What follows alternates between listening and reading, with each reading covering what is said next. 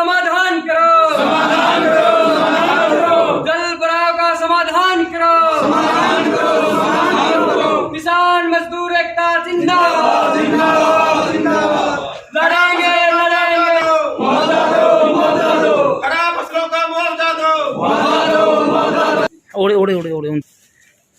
हाँ जी गुरुदेव जी, क्या कुछ बातचीत या किस चीज़ के लिए आप यहाँ पहुँचे हो, किस चीज़ के लिए प्रदर्शन किया जा रहा है? हम पूरे नरवाना हलके में, गांव उझाना में और बिदड़ाना में बहुत तेज बारिश होने के कारण गांव के अंदर इतनी परेशानी है कि गांव में कोई रास्ता नहीं है गांव के अंदर जाने के लिए।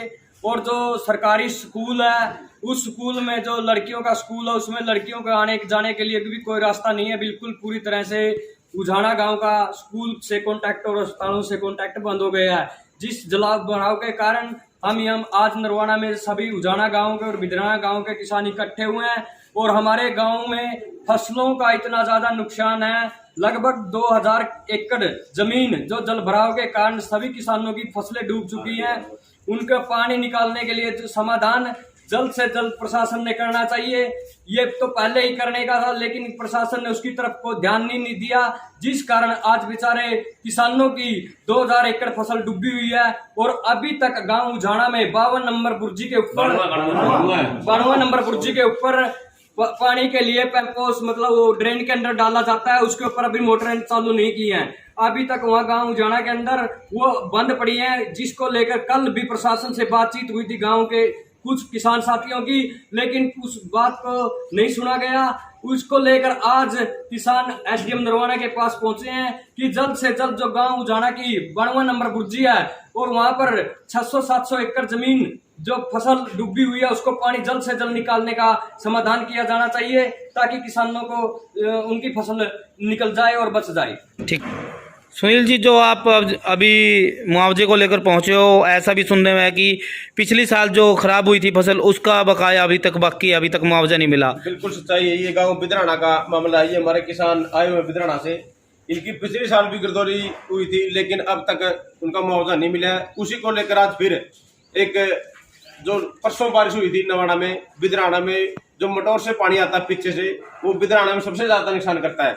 हम उसी को लेकर मांग करते हैं दोबारा पिछले साल का भी मुआवजा दिया जाए। और जो अब की साल का जो फसल खराब हुई है, वहाँ आज जीरी की फसल है चाहे बाढ़ की फसल है, वहाँ एक पेटा भी नीचे ऊपर नहीं दिखता, पानी उनके ऊपर फैला हुआ है।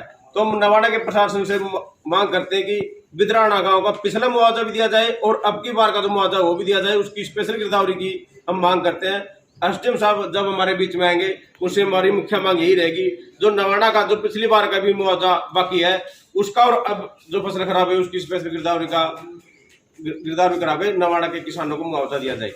हाँ जी सर, जैसे बारिश हो रही थी, जल बहुत ज़्यादा हो चुका है, तो निकासी के लिए भी कुछ ऐसा कुछ आपने ज्ञापन के लिए लिखा है? ज्ञापन में भाई निकासी नहीं हो रही है, जिसके लिए आज ज्ञापन दिया जा रहा है आपकी तरफ से? निकासी के लिए सब कुछ लिखा है। इसके अंदर गांव की जो निकासी पानी की जो गिरदत है, ब्लॉक है दोनों साइड से, और गांव को भी, गांव में पानी आने का भी खतरा है, गांव को डूबने का भी खतरा है। और गांव के अंदर जितनी फसलें थी खेतों के अंदर, चाहे जीरी की फसल थी चाहे कपास की फसल थी, वो सभी डूब चुकी है। और उसका मुआवजा, उसकी गिरदौरी कराई जाए, उसका मुआवजा दिया जाए। और इससे पहले पिछले साल जो गांव के अंदर नुकसान हुआ था, उसका भी कोई पैसा किसी को नहीं मिला।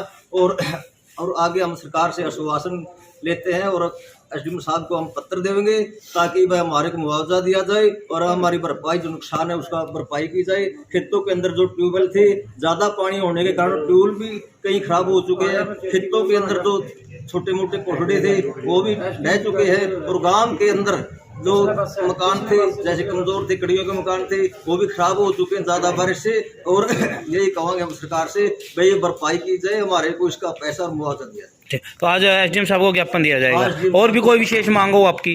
हमारी मांग विशेष यही है, जो 2 साल से पीछे हमारा पानी की निकासी।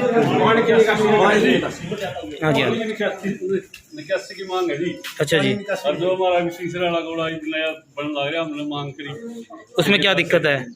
हाँ जी बोलो जी, वो सीसर वाले जो रास्ते की बात कर रास्ता बनाया जी, हमने ठेकेदार से कई बार मांग करी। क्या दिक्कत है उसमें? दिक्कत तो बताओ ना आपने भी रास्ते में। पानी रुक रहा है रास्ते में। अच्छा, ये तो उसमें पाइप नहीं दबे।